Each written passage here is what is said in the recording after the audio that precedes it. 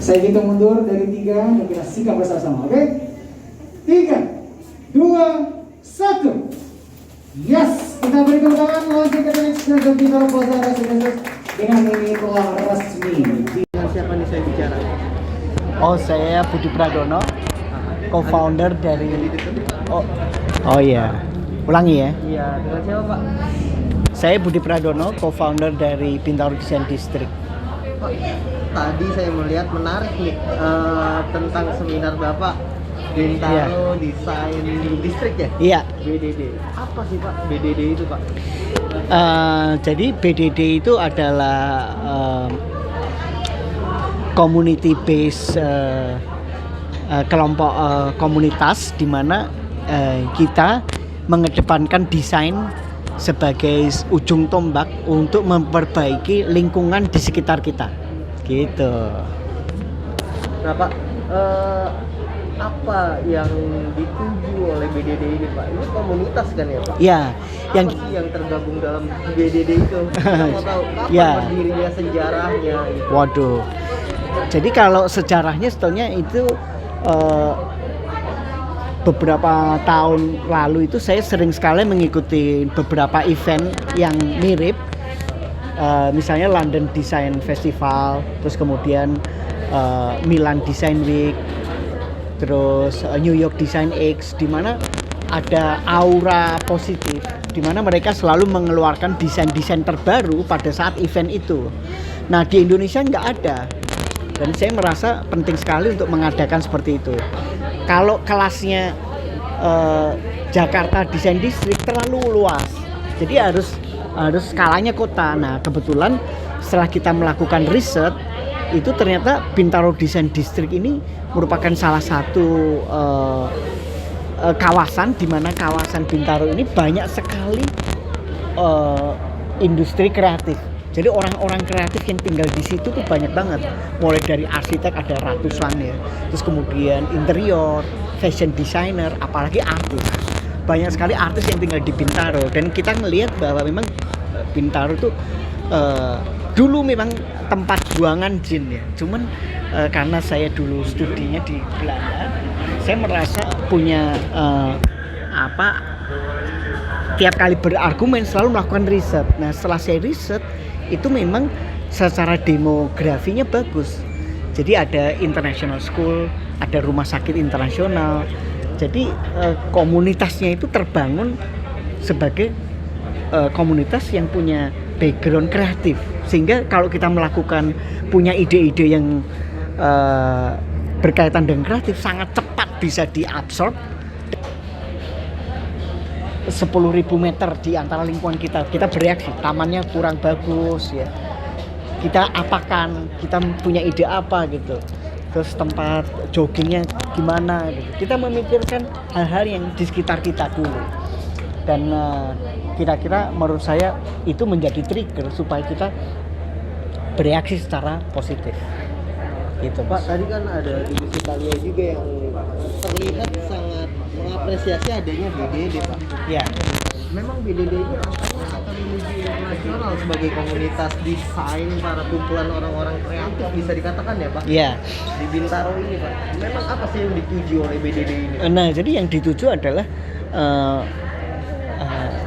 sama visinya adalah kita membangun mental anak muda, generasi muda untuk berkolaborasi secara kreatif, sehingga itu tidak sengaja akan memperbaiki lingkungan sendiri. Nah, kalau relasinya dengan Italia, memang Italia itu negara yang maju di bidang kreatif, dan mereka udah punya event yang udah puluhan tahun.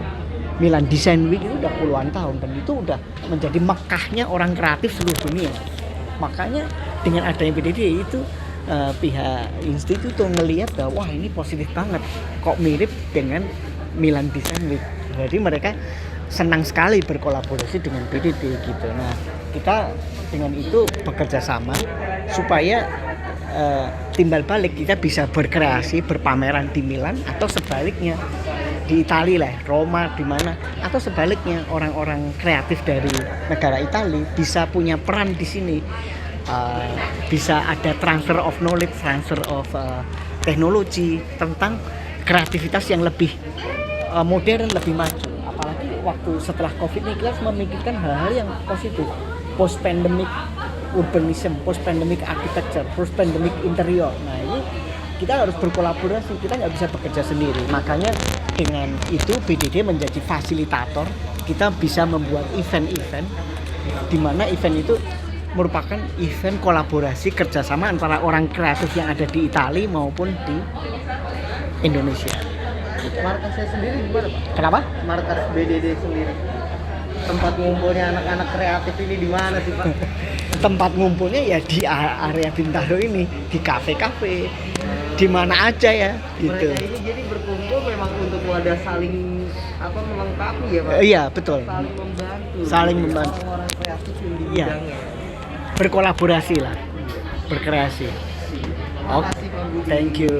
Berkaitan dengan kreatif sangat cepat bisa diabsorb dan diimplementasikan. Nah makanya ketika tercetus kita nggak sengaja para kurator ketemu di para founder ini ketemu di London. Waktu itu ada acara London Design Biennale. Nah London tahun 2016. Nah waktu London Design Biennale kita habis nonton gitu terus ngopi, ketemuanlah kita, saya sama Andra Matin, sama Dani Wicaksono dan Mas Hermawan Tansil. Kita harus berbuat sesuatu, kita bikin satu event di Indonesia yang nggak kalah gitu. Terus ya udah akhirnya kita bangun, akhirnya saya ngelobi teman-teman, saya kasih tahu ini loh Milan Design Week ada kayak gini. Jadi setiap orang punya peran, punya ide untuk berkreasi gitu. Terus akhirnya saya lobby satu persatu, akhirnya 2018 berhasil tuh acaranya selama 10 hari. Akhirnya 2018 selesai, 2019 kita bikin lagi event namanya Inclusivity yang kedua. Nah yang kedua ini, dan itu sukses yang kedua ini karena setelah event itu nggak ada event lain karena COVID. Dan sekarang kita akhirnya berhasil melaksanakan BDD 2020 gitu Mas. Pak, boleh tahu ya Pak, komunitas BDD ini diisi oleh orang-orang seperti apa sih? Ya, dia diisi anak muda dan rata-rata punya kantor di Bintaro. Jadi punya kantor di Bintaro dan sekitarnya, Greater Bintaro termasuk BSD, ya termasuk Pondok Indah gitu. Mereka punya studio, punya kantor di sini Mas, mulai dari fashion designer, graphic designer, fotografer, terus interior designer, arsitek, dan menurut saya mereka bekerja sendiri-sendiri pada awalnya. Tapi dengan adanya BDD ini, kita encourage mereka untuk berkolaborasi satu dan lainnya. Di dalam kehidupan nyata kita nggak bisa bekerja sendiri, arsitek harus bekerja sama dengan orang kreatif lainnya, ada fotografer, fashion designer, segala macam, lighting designer misalnya. Dan itu menurut saya sesuatu yang baik dan keren banget. Kita jadi berorientasi desain, jadi kita melebihi standar, jadi kita tidak memikirkan lagi yang hal-hal yang sifatnya mimpi, tapi kita mengencourage mereka, coba kita bereaksi dalam rentang 10.000 meter di antara lingkungan kita bereaksi, tamannya kurang bagus ya, kita apakan, kita punya ide apa.